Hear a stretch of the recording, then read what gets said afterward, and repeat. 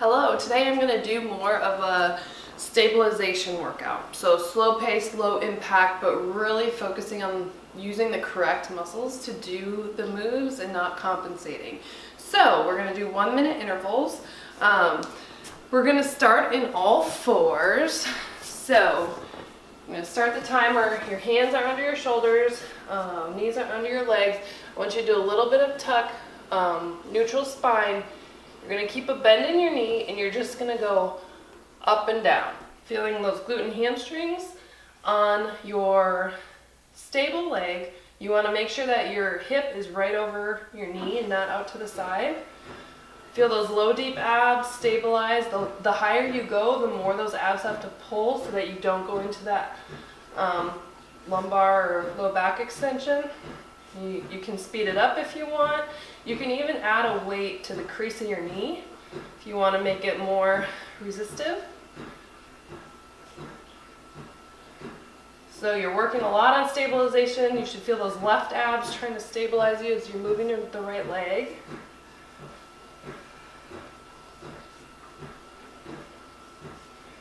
As you push that rib cage up towards the ceiling, switch legs.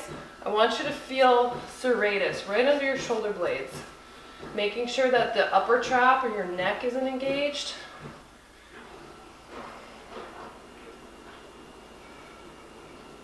If you need to, you can also come down to elbows if your wrists hurt. You're still going to get a lot of glute and hamstring. You should be feeling it. No tension in your low back. Your abs should be working really hard to make it so that you're not swaying in your pelvis and you're not arching your back.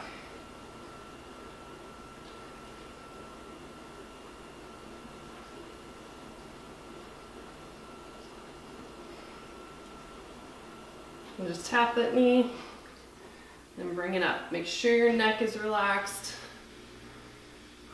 All right, switch one more time, but you're going to straighten your leg,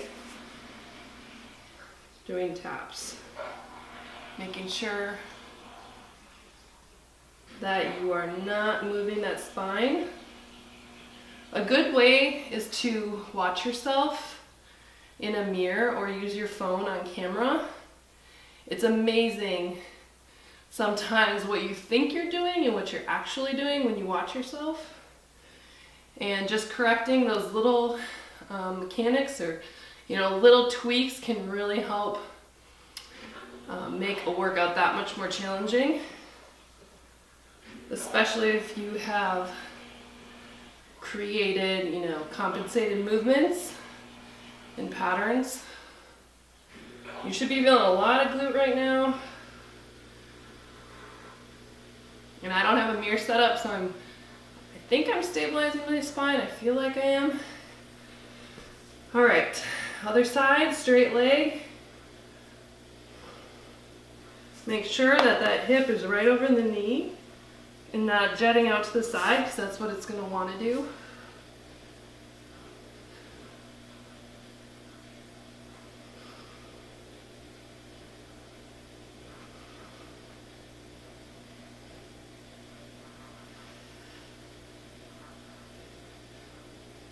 We're going to go into side leg lifts.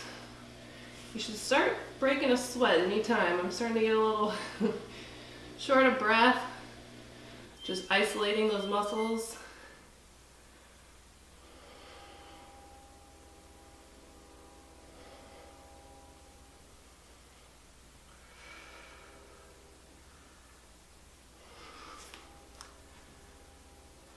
All right, I changed my mind. We're going to do one more in all fours before we go to sideline. So you're going to lift the left knee, right hand. Let's do 4 breaths. If you can't hold it that long, that's fine. Just do what you can before you fatigue, and then you're going to switch. So you're drawing that knee straight up, so your pelvis will hike a little bit. You don't want any neck. You should feel serratus on that stabilizing arm. You can make this harder by reaching, as long as you're not arching your back. Lots of abs, no neck, no back.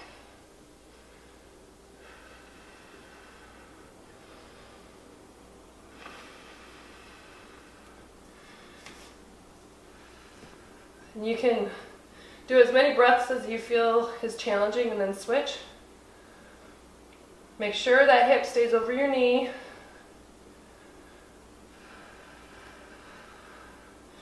All right, you're gonna lay on your left side. I want you to imagine having a belt on, and that belt has to stay straight up and down. So you should be able to fit a hand, or put your hand under and lift up a little bit so that you're not collapsing. You want that spine straight, pelvis stacked. Heel needs to be right in line with your hips, so make sure that's happening. You're gonna go up and down. Do your tuck, draw your pubic bone to your belly button. Hand on the hip or pelvis so you know that you're not moving your pelvis. From the hip joint, you're lifting that heel up and down. You should feel a lot of glute med. You don't want any IT band, so if you do, turn that toe down just a little bit. You don't want IT band, you don't want TFL, you don't want hip flexor. So you really got to keep that core stabilizing your pelvis so that your hip can move correctly with the correct muscles. Okay, now we're going to do the inner leg on the other side. Feel your arch of your foot. You're going to roll the right pelvis over the left just a little, and you're going to keep that space, keep your spine stable, keep your pelvis stable, go straight up. You should feel left high inner thigh.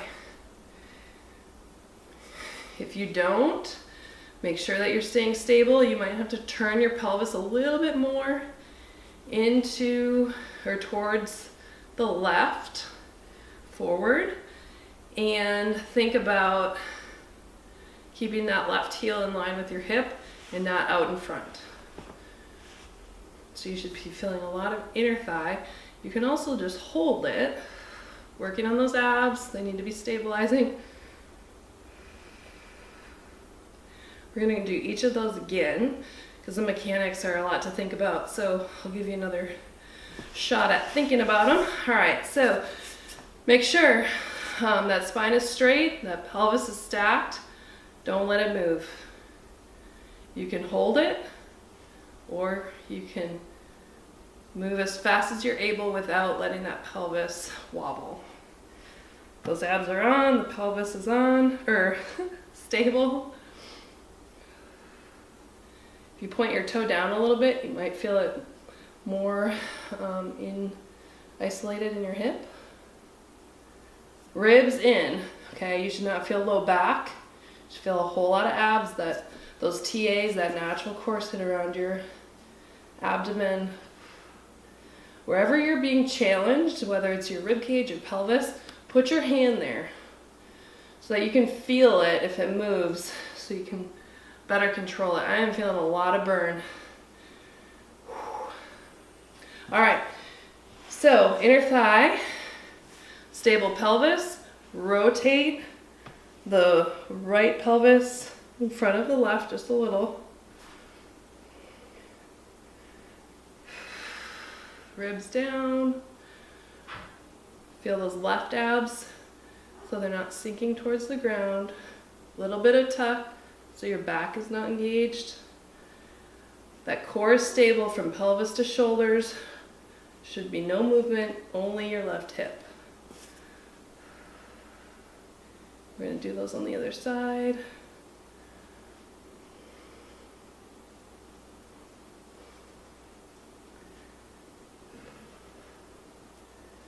Ten seconds left. That left thigh should be really working.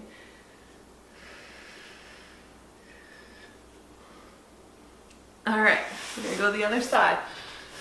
We're going to start with the inner thigh, since we worked the left side last. Okay, so think of that stable pelvis. You're feeling a little bit of space, or at least not a ton of pressure between your pelvis and your rib cage. You can monitor that. You can monitor your ribs or your pelvis, whatever you're struggling with, and feeling that left or right inner thigh. No back. I just had to you have to correct yourself pretty frequently, because when we get tired, or we're not paying attention, we can slip back into poor mechanics. So sometimes every exhale, I'll think about retucking or getting my ribs down, because it's important to retrain your body. All right, that upper glute med we're going after, that outer hip, okay? So feeling low, deep abs, ribs down. That pelvis is not going anywhere.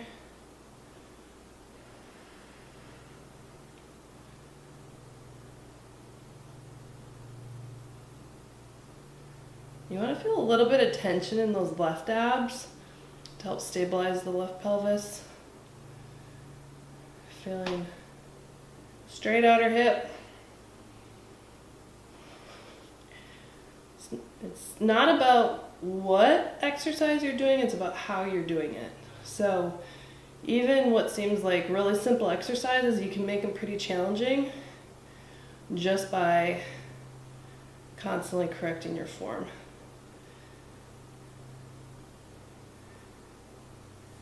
All right, inner thigh again. Feel those low, deep abs.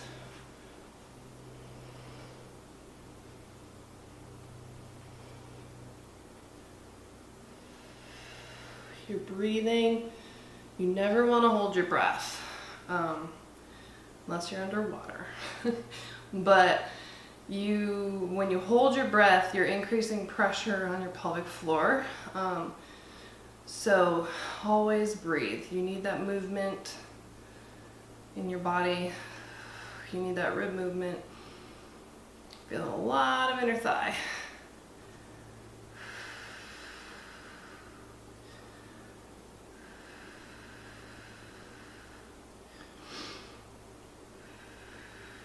A couple more seconds and then we're going to go up again. Whew, all right. Last one on our side.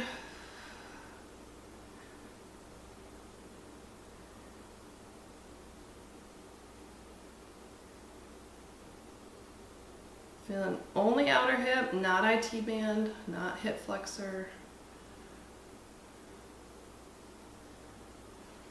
Low abs are stabilizing. They tend to shut off very easily.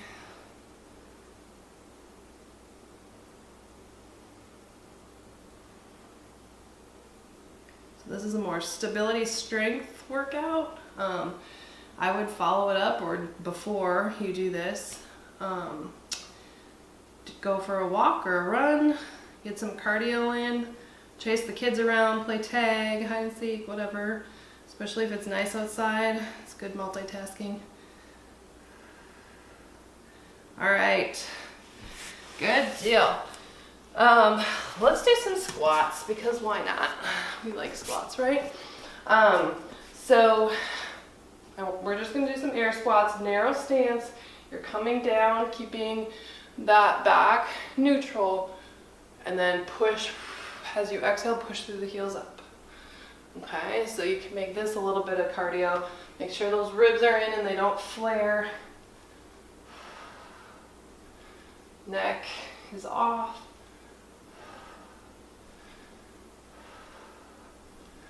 You can use a chair if you're trying to train yourself to do better mechanics, and tap your butt down or sit down and come up.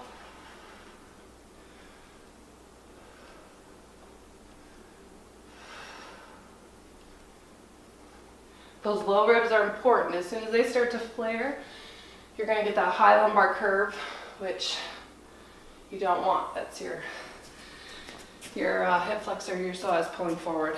So, not a crazy hard workout, which is sometimes good. It is good. You want to cross train. So you don't always want to be doing high intensity. You don't always want to be running. You don't always want to be doing, whatever. The more variation you have in your workouts, the less likely you're going to be, the less likely you'll get injured, because you're doing different movements, training different muscles. Just, it's good for your body.